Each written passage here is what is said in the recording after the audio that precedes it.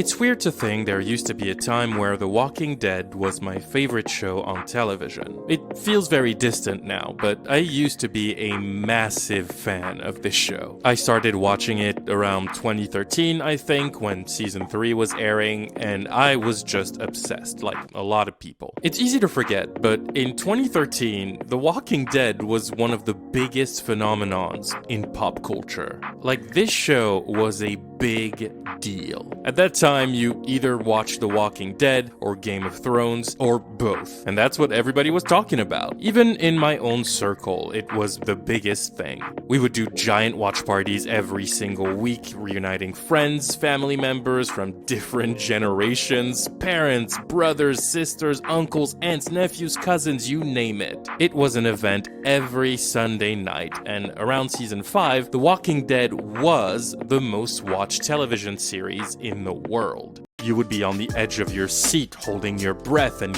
clenching your butt cheeks because any action sequence meant you were probably about to watch your favorite character get eaten by zombies or get their head chopped off. It was really stressful. And they didn't even keep the big character deaths for big moments like a season finale or something like that. No, sometimes a major character would just die in the middle of a random episode in a gruesome and brutal manner, and then the show had to move on immediately because urgency. We have to move, we have to survive, and that was an element of the story that truly contributed to its high stakes. In my opinion, and in the opinion of many, The Walking Dead is the perfect A-grade example of a show that widely overstayed its welcome. It's a show that gambled a little too much with its audience and refused to quit while it was ahead, and now the entirety of The Walking Dead as a franchise feels like a pale shadow of its former self, and more importantly, it feels like a pale shadow at what it could have been. Because yeah, when you really take a look at it, it's hard to deny that this show had somewhat of a historical downfall.